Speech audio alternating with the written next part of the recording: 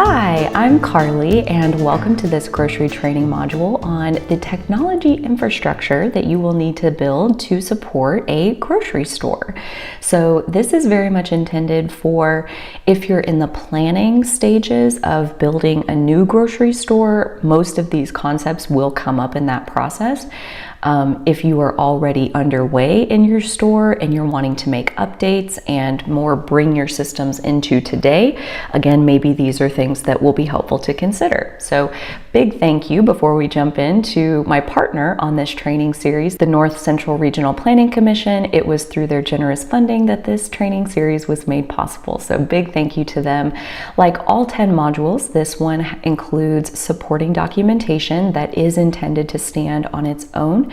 So if you're wanting to go ahead and jump straight into the documents, they should be pretty self-explanatory, but the rest of this video, we'll go through them step by step and tie it all together. I'll share some stories along the way. So with that out of the way, let's get started. So for the rest of this video, we will pull up the concepts document for this module and go through it one point at a time. You can see there are 3 sections in this module: POS, or your point of sale system, your cash register system and back office; the PCI Compliance, for being able to receive credit card payments inside your store, whether it be physically or as online e-commerce transactions; and last but not least, the cabling and networks that will need to be in place to support all of this. And that being said, I want to put right up here at the top that I cannot recommend enough hiring a technical expert to help you in this process. So everything that we are about to talk about within this module is really intended to be a discussion with someone who has the technical background and know-how to be able to put this together.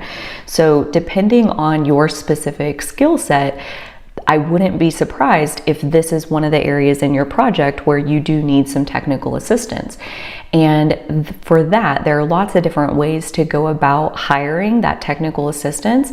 If you do have connections with someone who has that kind of background, I was lucky enough to be in that situation. I had a friend who happened to be a database developer and a network specialist. So I hired him to do this part of the project. So if that's not the case for you, I would also think that like the Rural Grocery Initiative could probably point you in the direction of someone that could help you, or even the SBDC, which for Kansas exists at Washburn University, but there are SBDCs all over the country, so located at lots of different universities around the 50 states. So by all means, check into resources like that where they may not be able to provide that service, but they may be able to assist you with connecting with someone who can, or in the event that you're going through SBDC, they may even hook you up with people who are studying those kinds of things as their major at Washburn University, and it's offered as a pro bono type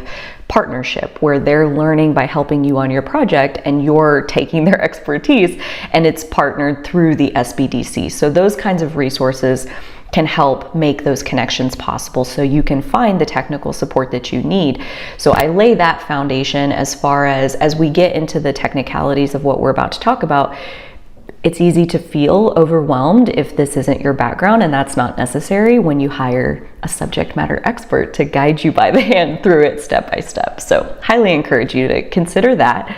Right off the bat, I've provided a list of quotes to get. So these are my list of things that we had to go through as far as like, if there are multiple providers, say for internet or phone or whatever the example is, like with internet was a good example. There were 2 different providers in my area, so I got a quote from both of them as far as how much is the monthly fee, yes, but also what service can you provide me here?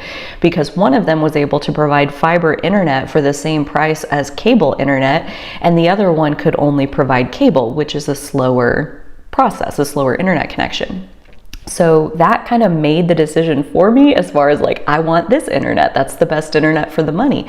So these are all of the different quotes to get. And the other supporting document for this module is the quote comparison template, where we'll flash that on the screen here so that you can see basically we're highlighting that As we start shopping for software and technology, yes, there will be upfront investment costs to set this up. Like, for example, your phone system, you'll have to buy phones or lease the phones or however that works on whatever system you decide to go with.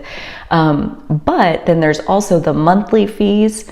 Maybe there's additional fees for usage. So this template tries to lay that out as far as like, let's look at what are all of the different fees associated with this system. Like maybe this one's charging me a cheaper annual rate that looks really good, but then down in the fine print, there's actually a weekly charge of $2.99 or something like that, that when you add that up, it becomes the more expensive option. So the quote comparison template hopefully helps to draw those details together. And then we're kind of spanning it out over like 3 or 5 years of running those different cost structures. What is the most expensive system? What are the services that each system is able to provide? And at the intersection of all of that is deciding which is the right one for your particular store. So the first main category is our POS, or point of sale system. This is one of the largest investments you'll make when you're opening your new store, and it is core to so much else that will come later. So many business processes have to work with what your POS is able to do. You have to be able to pull the data that you need to pull to do things like balance your drawers and pay sales tax and all different kinds of things that it's going to actually affect your bottom line. So in this POS section, my goal is to lay a framework of understanding what are some of the different functionalities that you can have included in your POS. And some of these are going to ding immediately as, oh yes, I definitely need that, can't live without it, absolutely must have. And then other ones you're like, really, it can do that? I don't think I care that it can do that. I don't really need that. So as we go through here, be making notes, or even pull up the concepts document as far as highlighting the ones that absolutely must have. And then when you're shopping for POS systems, you have a list of, this is the functionality I know I need. Does your system provide it? Because not all POS systems are created equally. There are ones that are way cheaper. There are ones that are more expensive. There's usually good reason for the more expensive ones to be more expensive, but it really all comes down to your unique set of circumstances and what is the functionality that you need. So in this section, we'll go through that and try to clarify it as much as possible. The first section we have here are your check stands. And I put this within the POS because depending on how you want your front end to function is going to inform what you need your POS to do. Big example is, do you intend to have manned checkout lanes, as in you are providing a cashier, maybe even providing a bagger, and it's a full service operation for the customer? Or do you want self-checkout lanes and the customer is going to have, their goods and they ring it up and they bag it and they pay and they go, and you don't provide any labor there at the front end? Maybe you have some of both. So these kinds of decisions about your check stands and what you want the front end experience to be like for your customer, those decisions are going to drive what do I need my POS to do. So you can either buy or build your check stands. I would encourage you to get a quote for buying them, and then also get a quote from some type of carpenter type person to tell you how much would it actually cost to build this. What I found in my experience is that to buy them can be thousands of dollars, and to build the ones that we built, we bought plywood and they put it together. It was a very simple design. It's a very minimalist size. It has, very minimal room on the check stand, because we intended to have a cashier and a bagger. So there are 2 people working on this grocery order. You don't need a huge big area of space if you have 2 people's sets of hands working on it at the same time. So you'll also make your decision here of like, do you want carts and baskets, or just carts? Again, all of that's kind of inform what check stands you need. And then within your check stands, you'll need internet connection for your POS equipment, your credit card machine. You'll also need power. So you'll have to have an electrician or something like that bring power to those locations. And then battery backups are just kind of a standard recommendation for any of your POS hardware. So that includes what you have at the check stands. It also includes what you have in your office, like for your back office server, to have a battery backup for that equipment so that even if you lose power, you can still run your register as long as the battery has a charge. So the next big point is the warehouse data feed. So this we mentioned right off the bat because it is absolutely required that your POS system be able to feed data back and forth with your warehouse. So a data feed just means that you're exchanging data. You can build a technical gateway basically between the warehouse and the POS where data can be sent from the warehouse to your store and from your store back to the warehouse. So if that relationship can be established, then that POS is eligible for you to buy. And if that relationship cannot be established, you cannot buy that POS system. So it doesn't matter if it's the cheapest, if it's the best, if it's all of the best that you could have ever hoped for. If it can't talk to your warehouse, you cannot buy it. Otherwise, you will have to replace your POS system. And unfortunately, I have seen that where this was not made a consideration. They bought the best POS they could find in that time and later found out that you have to have it talking to your warehouse and then had to reinstall a new POS system. So basically eat the cost of the old one. Make sure that they can talk to each other. And the best way to go about that is to ask your warehouse, their IT department to give you the list of what are all of the different POS providers that you can integrate with and start shopping from there. As far as these are the known connection points. We're very comfortable building a connection between these systems. So start with those ones. And if you decide to step outside that line, if you find a system that you like that isn't on that list from your warehouse, then I would say before you bought that system, there has to be a point where you check back with the IT department of your warehouse to see if that connection can be established or not. And however much time it takes them to verify if that's possible before you make that purchasing decision. So the data feed works by sending batches back and forth. A batch is simply a collection of data that you need to put into your system so that your system is as up to date as it can possibly be, or a batch of data that you're sending back to the warehouse, something that they need to know. So some different batches, some different data that can come through. First is scans. This is the primary form of data that's going to be sent from your store back to the warehouse, and this is part of participating in the weekly ad flyer. There will be some types of sales, craft products are a great example, where you'll put mayonnaise on sale for a price that is less than what you paid for it. So technically you're losing money when you sell it at that sale price. But in the long run, you get a scan for any unit that you sold while it was on sale. So maybe the scan is $2 and all of a sudden, instead of losing money, you actually made $1. So that scan makes you whole and profitable on those sale items. So in order for them to pay the scan money, they have to know how many units did you sell. And that comes out of them mining the data from your POS back office and pulling a report, a movement report, to send back to the warehouse that gets turned into a billing cycle of them then paying you your scan money. So the TPRs, these are a form of sales that are essentially what the warehouse is running on sale at that time. And they send that information to your system, and you put those sales into your system and hang the tags so that your customers are seeing that these products are on sale, aka they are more likely to buy them. Sale items sell. So cost changes, these are great to know because we generally will be keeping track. We will talk in the financial module about maintaining the margins that you need around your inventory. So if you don't know when the cost of an item changed, I mean, mind you, you have 10,000 items in your system, so the warehouse feeding you the cost of those items into the system are how you're keeping track of what do my products cost compared to what am I charging for them, and the system can show you what is that margin that you're running on.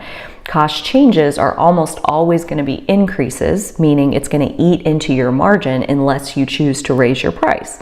Sometimes you may need to raise your price, sometimes you may not. New items are another batch where basically any of the new items that you've ordered for your trucks in the last week will be included so that you can import that into your system. Some new items, like we've talked about in some of the other modules, you'll want to enter off the invoice as soon as you receive it versus waiting on that batch to come in from the warehouse. Sometimes you may be able to just look at that batch and delete it if you've already entered all the new items. But if there's things that you haven't entered, go ahead and deploy that batch to have those new items created in your POS. You'll also receive batches for data changes and discontinued items. So really anything that the warehouse is changing, they're going to send it to you to try to keep your system as up to date, at least as theirs is. Understanding that no system is perfectly up to date, right? And last but not least, the batch for your weekly ad flyer. So these are the sales that start every single week that match the flyer that your warehouse puts out for you. And in order for those sales to take effect in your store, you deploy the batch of the 1,000 sale prices or however many it is that week all in one click. Instead of having to put manually every single one of those products on sale, the warehouse sends you a batch, deploy the batch, and now the sale is in effect. So next we'll go through some of the specific types of functionality that your POS can offer. We've already touched on the requirement that your POS be able to integrate with your grocery warehouse. I'll say it again just in case somebody skips straight here from the beginning of the video with the timestamps, but it is very important that your POS and your warehouse can talk to each other back and forth. So this following list are really all of the options. There may be others that I haven't included, but all of the different things, and there may be some of these that just flat out don't fit with your business model and others that feel really critically important.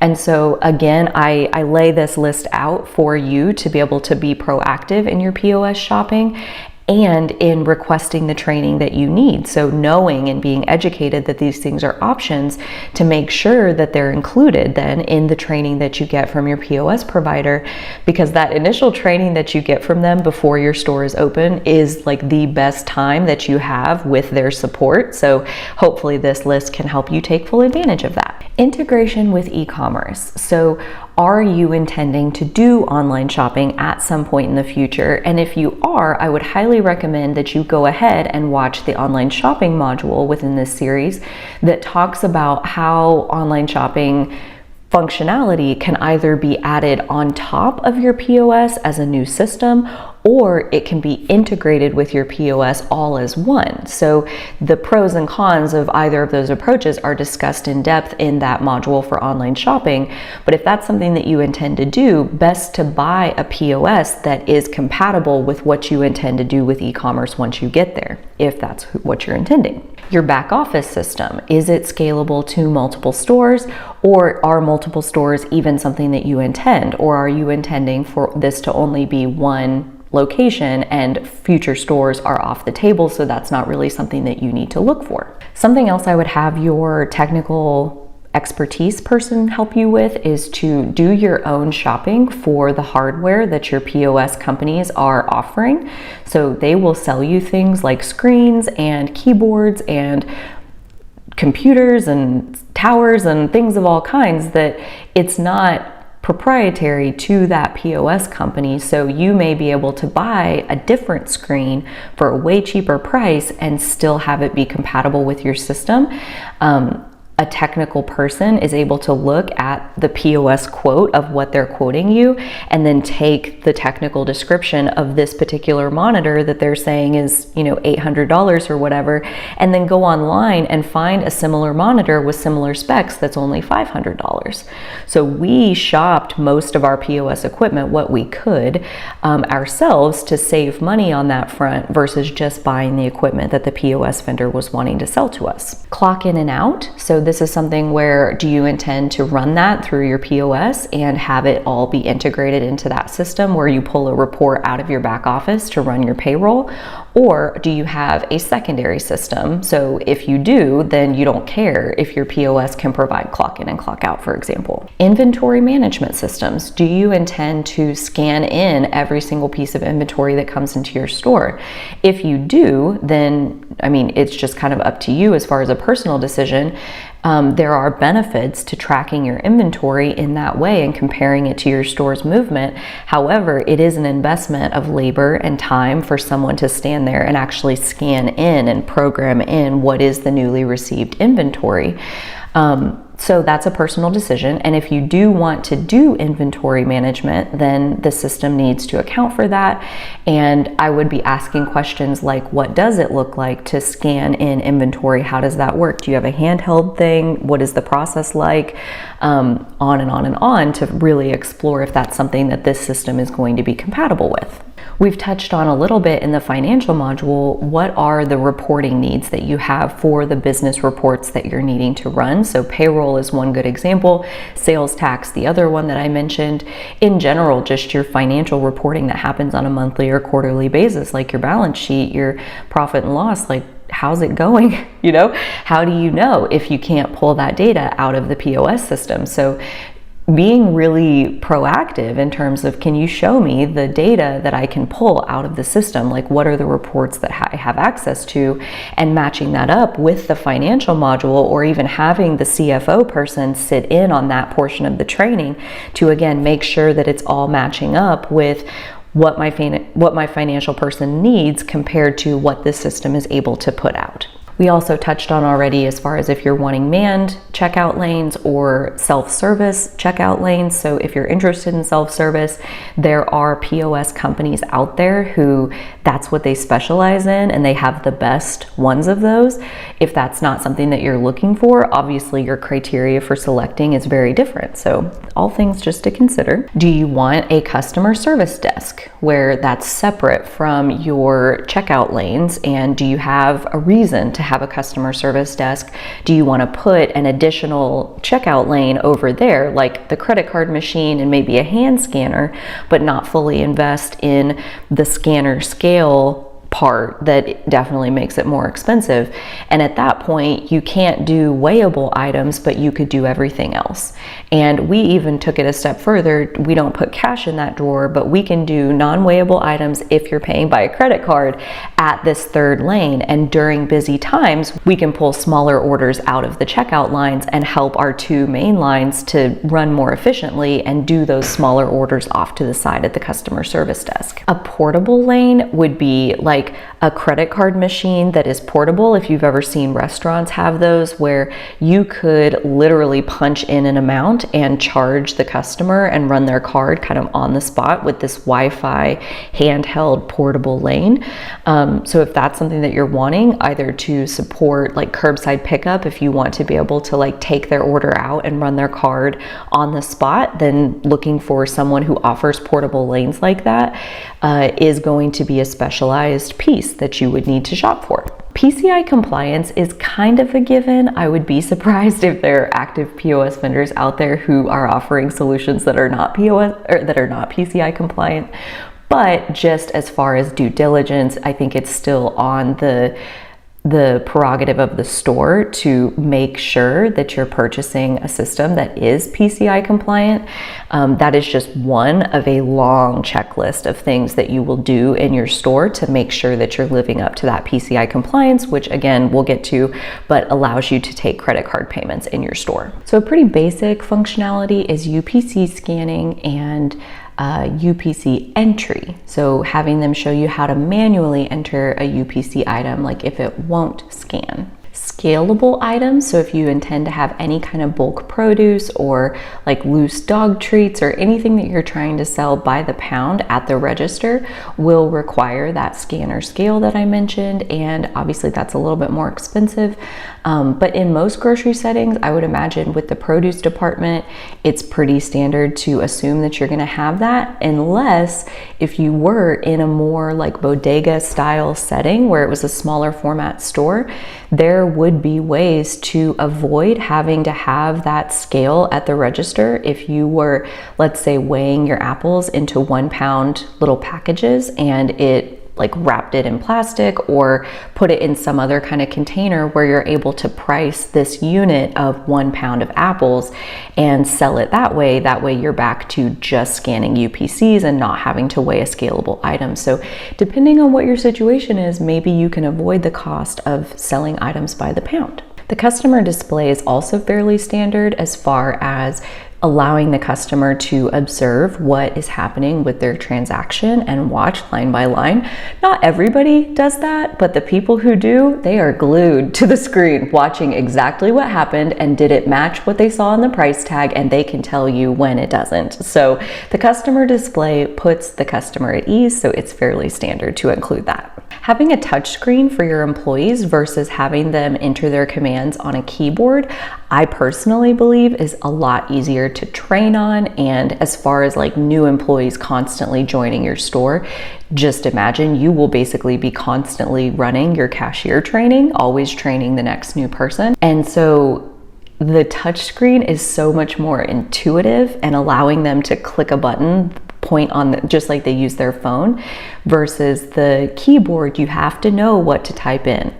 And if you're having a flustered moment and you don't know what to type in, you're kind of stuck in the water at that point. Loyalty program cards, like, do you want to be able to set up and track customers' purchases? Like you would issue each customer a customer number, and then each time they check out, you scan their card or enter their customer number, and now you're grouping all of their transactions under that customer number and maybe offering discounts, like you get $5 off every $100 or whatever it might be, that you're able to issue coupons and offers specific to each customer's purchase. Do you want to be able to do that or not? Coupons are kind of along those same lines, and e-coupons, same thing, like printing or sending an email that has a barcode in it, or printing a barcode on a receipt or something like that that allows them to use that coupon at a future use. That's extremely possible. Again, it just depends on, are you using that module within your POS system? Do you need to? Typically, all of the additional modules that you choose to use are going to include additional fees that you're paying to get into those modules. WIC and EBT are both optional tenders. I mean, I don't think there's any rule that says you have to accept those benefits. But I do think it's kind of like a why not type situation. So if you feel differently, by all means, like, choose for yourself. But otherwise, I would say it's pretty standard. So it would mostly just be asking each POS vendor to double check that they can integrate with WIC and SNAP, because for WIC especially, there has to be a huge data component on the grocery side to flag what are WICable items. And that's something that, like, for example, in our POS, the POS service that we have, they receive a file from the state of Kansas that they then pass into our system. And that's what tells the system, is this a WICable item? Is this not a WICable item? We don't control that. The state of Kansas does. So again, if the POS doesn't have that connection with the state and they're not able to tell you what's WICable and what's not, it's going to be really difficult to accept those benefits. Do you intend to use discounts? So either for your employees or other community organizations, like maybe you want to have a 10% discount for seniors or for churches or whatever you want to do. Typically those are very customizable as far as who gets the discount and how much is it and all of those kinds of things. So just have them teach you that if you want to use them. I also think an employee discount is an easy way to kind of add some perks to working at the store, where maybe your grocery store can't afford to pay top-notch wages like out there compared to like big box stores and those kinds of things. But an employee discount where it's cheaper to shop at your store if you work there, that's kind of a leg up that makes their cash go a little bit further. So maybe takes a little bit of the pressure off of how much they're making at your store compared to other places that they may be able to find employment. Signature capture is kind of up to your credit card processing, whatever you work out there. I've definitely been to stores where you don't have to sign when you use your card. Like, you know, every time I go through Dairy Queen, they don't make me sign anything. So There are ways where you don't have to do that, but I would imagine that's an election that you make with your credit card processing company, whoever that is. Check verification is a third-party service that again works through your credit card processor and your POS to have them run the check, much like a debit card, where it's more of an instantaneous transfer between their account and yours versus allowing that check to actually go through circulation. And if there are red flags to do with that checking account, like they've bounced checks or this check that they're trying to write is way higher than what their average checks are for, meaning maybe somebody stole it and it's abnormal that they would be writing a check like this. So there's multiple different reasons why telecheck or a similar system would deny a certain check, and basically at that point it means we can't take this check. Do you have another form of payment? And the one time that I've gone against my telecheck where it told me don't take the check, and it was like $340 worth of groceries, and I really wanted it to be real. I wanted the $340 to be real, and so I took the check even though telecheck told me not to, and that check bounced. And how that works, I mean, just real quick, is basically you get the check back and you can try to cash it anytime. And if it bounces, like, you get another fee of like trying to put a bad check in your account. So like basically what I did was call that person's bank like every day for about 6 weeks. And eventually I asked them, can it clear? Basically you can do a funds verification, I think is what they call it, where you can call and say, I have a check on this account for $340 or whatever it is. Would this clear if I cashed it right now? And they can say yes or no. And they said yes for the first time in 6 weeks.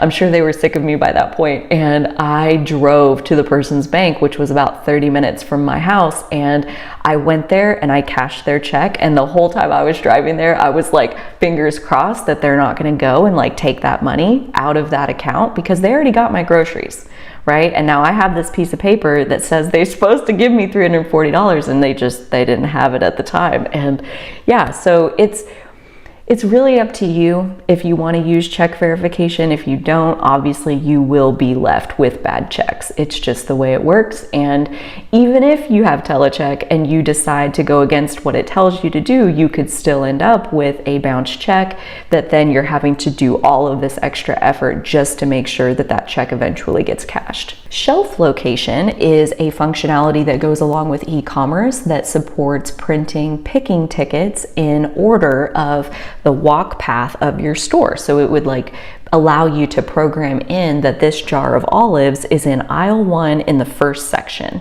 compared to this bag of chips is in aisle 3 in the last section. And you can program it so that the picking ticket will be in order of how the shopper would walk through the aisles and snake through the store, and would make it as efficient as possible. Age verification is super important if you intend to sell things that you have to be a certain age to buy, like beer or tobacco or whatever else it might be. So if that is part of the products that you would like to sell in your store, be sure that you check out how that POS does the age verification. What does the process look like? All of that jazz. Generating and printing shelf tags. So this is necessary for DSD items where the vendor is not providing tags themselves, which I would say is most of the time. So you would need to make your own basic price tags so that there was a price on that item. Balancing reports. So this kind of gets back into what does the report look like that you can pull that would let me balance the drawers. So there was even a selection in our POS where we had to tell it, are you running drawers by cashier or are you running drawers by lane by day? And based on that configuration behind the scenes that we selected, that drove what the balancing report actually looked like. So there's some of that has to be figured out in terms of your business process as you're even deciding what functionality you need within your POS. If you are using QuickBooks and you would like your POS data to be exportable to your QuickBooks for ease of entry for your bookkeeper, that is likely something that's possible. simple that you would just need to have them show you how to do it. Depending on the system, there may even be some type of automatic integration that they can perform with QuickBooks, since QuickBooks is such a common system. Charge accounts, lots to decide here, even just beginning with, do you want to allow people to have charge accounts? And we use them in our store very sparingly. For example, all the managers at the store have a charge account. We also give them to well-known local organizations where they're doing regular business with us, like the hospital, for example. We take them groceries once a week. We charge it, and once a month, their billing department, it cuts us a check for all the groceries that they got last month. So there are times where it does make sense. I would say if you get into the question of like, do you want to charge interest on that? Like, that's kind of assuming that you are going to be carrying charged balances longer than 30 days. And that's where, you know, we try not to. We don't charge interest, and we expect to be paid every month. So that's just kind of how we've set it up, and we don't really extend credit to anybody that we're not absolutely sure is going to be paying us once a month. Within your charge account process, if you have one, there is also a decision on whether or not you're going to mail paper statements or email electronic statements. And we opted for electronic simply because it's cheaper than having to print and buy stamps and go to the mailbox and all of that. And it was just a matter of getting our accounts to opt in to email statements and making sure that we had the proper email and that they were okay with receiving it that way, and that it would be able to go through their billing process, no problem. So we were able to get all of our charge accounts on board with that, such that we are able to email all of our statements instead of sending them out through the mail. Tax exempt status is different, in my opinion, than a charge account, where we have lots of organizations that have their tax exempt number on file with us. In our POS, there's a field for their tax ID number, basically. And with that, we collect a form from them that's issued by the state that has their tax ID number and declares that they are a tax exempt entity.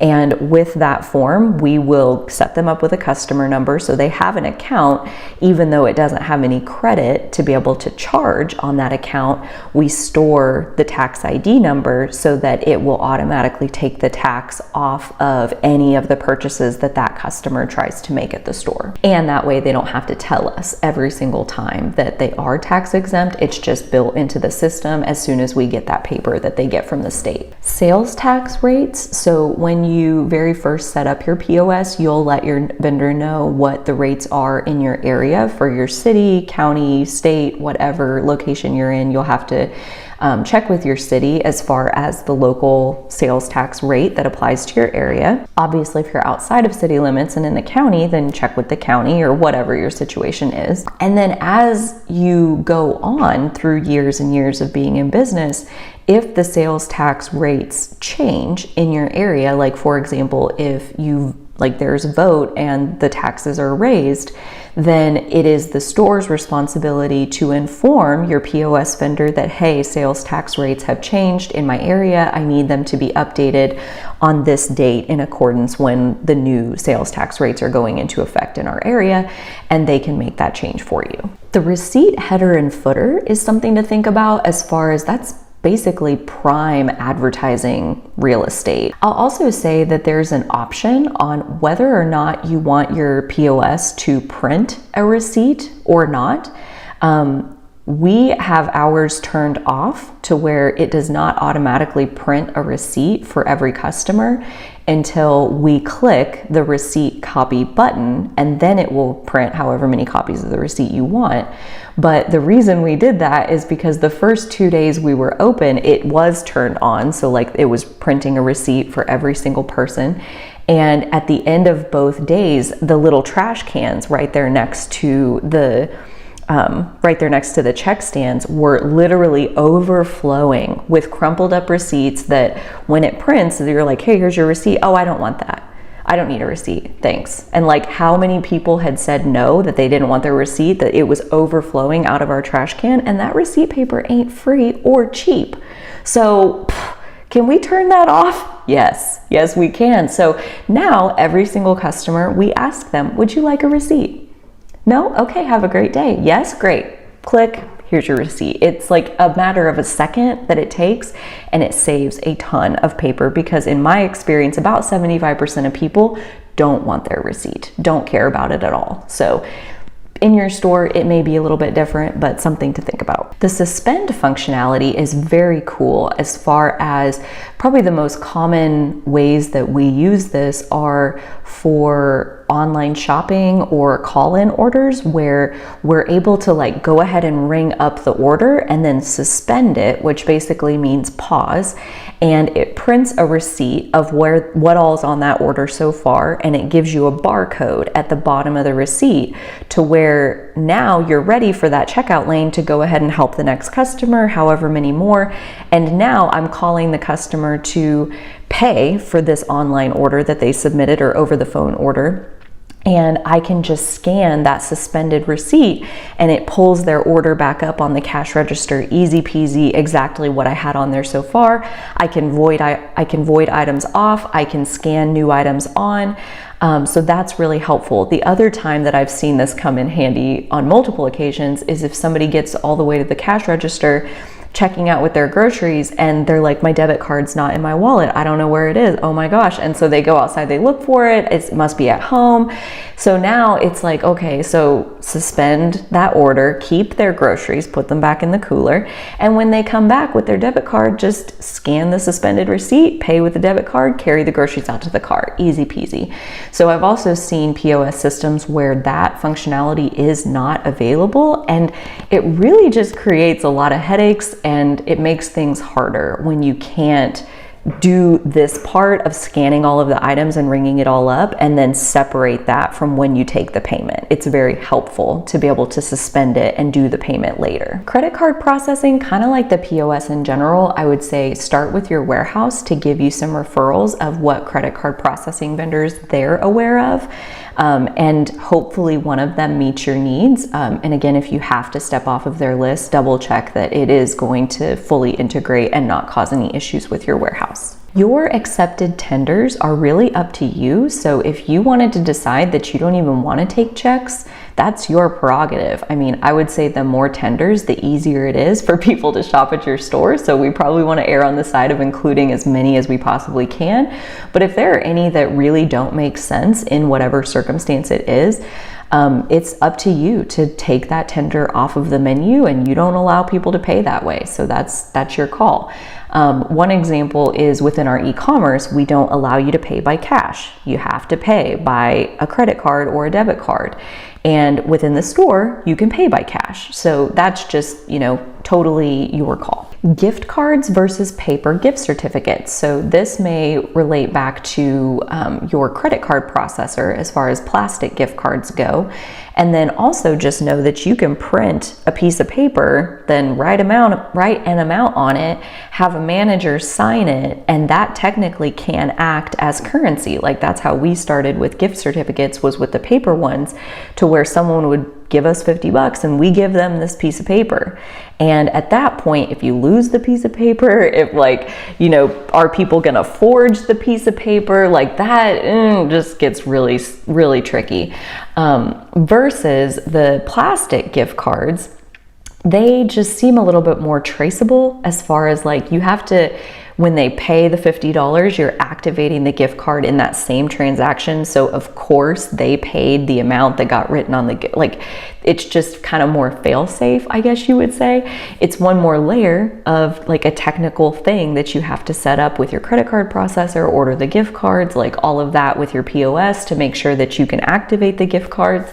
But it does give you a little bit more peace of mind than the paper gift certificates themselves. Rain checks are an option as far as, do you want to honor the sale prices for an item that maybe you sold out of a couple days before the sale, and basically a person can get a rain check for that sale item to where they can come in later when it comes back in stock and buy that item for the sale price. We opted not to honor rain checks. We do our best to stock our sale prices or sale items, and if they run out, they run out. And so that was just our personal call, but obviously that functionality exists within POS systems if that's something that you want to provide. And last but not least, training. So again, this is kind of to help you be as mindful as possible around taking advantage of the POS training that they'll provide you. And that means like having managers sit with you while you're taking the training on how the back office works. Like for example, I sat through the full, what was like 40 hours worth of training. My assistant manager was there for about 25 hours. My CFO was there for a day of like the financial systems training, and the bookkeeper was there for that one too. The bookkeeper also joined for the payroll process, the clock in and out process, because she handles that. So I had the people whose job it was going to be to do all of that sit in on the original training with me versus me having to pass all of that training on to them later. Two of us were there to hopefully absorb it and get what we needed out of it. And then they also provided a cashier training to where they came in and taught all of my cashiers how to do that. And so that was only like 30 minutes or an hour. And there was probably like 6 or 7 of us that attended that and got that training. So again, the more people who are getting that training, the better the chances of that information being retained and actually being used and useful as you get going in operations. Last but not least, under the POS section are your scales. So with your scales, you kind of have two options to where either the POS is deploying information to your scales, meaning when you enter a new type 2 UPC into your POS, and this is for like the ground beef that you're selling by the pound out of your meat department. So you enter that code in your POS and you click deploy, and it sends it to the registers and to your scales. Or are they not integrated, meaning you enter that code in your POS system and then you need to go enter the code in the scale itself in order to be able to weigh that item. Entering it in the POS just gets it at the register. If it's not connected to your scales, you'll have to enter it twice. And so that's, if you don't have that many scalable items, it probably doesn't matter if you had to enter it manually, if it's only like 3 or 4 things. If you have several hundred things and are constantly having new things come into your meat department, having that automatic connection between them would be really helpful. In that case, you need Wi-Fi or some other kind of cabled scale that is hooked to your POS system. PCI Compliance. PCI stands for the Payment Card Industry and is a set of safety regulations to make sure that credit card processing stays as safe and secure as it possibly can. As far as how to ensure that your store is PCI compliant, you will want to make sure that you have met all of the following criteria. There are also such things as hiring PCI contractors, where as a third party, they come into your store and do something of a PCI compliance audit to make sure that you are actually in practice living up to the various requirements of the PCI standard. These requirements are a straight copy and paste off of the PCI compliance guidelines, but I will touch on just a couple of them. The first one is to physically restrict access to cardholder data. So if you're processing payments on a server inside your store, then that server needs to be behind a locking door, or do your processing on a server that's hosted at Rackspace or some other third-party offsite location that ensures PCI compliance at their facility instead of inside your store. Next, we'll move on to cabling and networks, and this is specifically the section where I believe high-level technical expertise is going to help you successfully navigate this particular part of the process. So most likely you will end up with some of your hosting happening at a third-party location like Rackspace. In the event of that, your POS vendor can do a lot to help you as far as like what exactly do you need as part of your Rackspace hosting.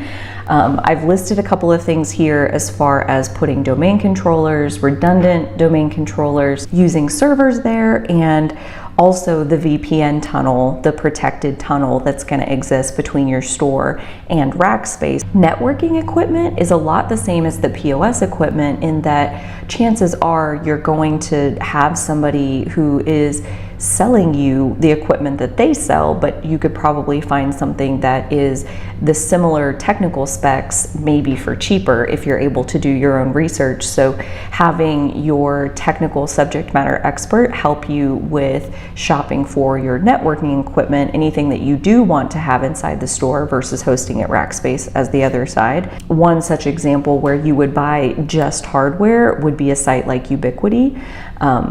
But again, like your internet vendor, your phone vendor, they're gonna have equipment that you can buy from them, possibly just at a slightly higher price. The firewall that you'll have configured within your store, again, this is where you will likely need a technical assistant to help you with this. And then also your POS vendor can help figure out where all do you need a firewall, even though they may not be the ones to actually install and configure it for you. They may be able to at least guide you in the right direction as far as what firewalls you need and where. And you'll see throughout multiple of these sections, like where you have the budget, have 2 of those. It's just best practice to have redundancy in your firewall, in your domain controller. Again, this is where, depending on your budget and the technical expertise that you have working on the project with you, you can figure out exactly what makes the most sense for your store. So here I've also listed a few of the various networks that you may want to have inside your store. A really easy way to think about this is like if you want to have guest Wi-Fi, where there is no password, it's like the store name and guest. And anybody that is in the store, in the parking lot, they can access this Wi-Fi. You would not want guests to be able to access the Wi-Fi that your internal computers are using. That would allow them to access the Wi-Fi and access your computers through that Wi-Fi network. So there will be multiple different networks inside of your store. One for guest Wi-Fi perhaps, and then all of these other ones like a dedicated network for your security system. We'll talk in the refrigeration module about a system called Einstein that does refrigeration temperature monitoring, and with that system, when it flags a temperature that's gone out of bounds, it trips an alarm on your security system. And the security company sees that tripped alarm and calls your cell phone to let you know, hey, you're having a zone 5 refrigeration alarm, whatever zone it is at your store, just letting you know. And I say thank you very much and get to the store and look at which refrigeration case is out of temperature. But that'll be its own dedicated network. Same with the phone system. It'll have its own dedicated network. And then the POS server that you have in your store, your back office system, hopefully has its own dedicated network. And then another dedicated network for non-POS computers that are internal employee computers, and then that last network for guests. So this is a best case scenario. You'll have different networks for all of these things inside your store. Again, depending on your exact circumstances, your technical assistant on the project can help guide you to exactly what's needed, along with your POS vendor, letting you know what is best practice for how to safeguard your POS system. And last but not least, I laid out the cable drops that you'll need. So depending on what all of what's on this list you actually end up having in your store, I mean, chances are you'll have POS lanes, you'll have phones, you'll have Wi-Fi routers, like all of those kinds of things. So it is much cheaper to buy spools of Cat5 cable, and they come in like 500 feet spools or whatever it is, and then you measure out all of the different cable drops that you have. We needed approximately, I think, 1,200 feet of cable, and so we bought 3 spools, and from there you drag out the cable and cut it, and then you have to put an end on it. So you open up all the wires inside of the Cat5, you do the color mixing however it is meant to go. I personally don't know how to crimp different cable, but that's how I watched them do it. And you put an end on, and now it's just like a regular cable. But instead of having to order, okay, I need this many 60 feet cables, I need this many 20-foot cables, I need this many, you just get the whole spool and cut out however many different lengths of cable that you need. That brings us to the end of this module. Thank you so much for listening. I hope this was helpful. If you have any questions whatsoever, my contact information is below. I would be more than happy to hear from you. Thank you again to my partner on this series, the North Central Regional Planning Commission. And until next time, you take really good care of yourselves, and I'll see you soon.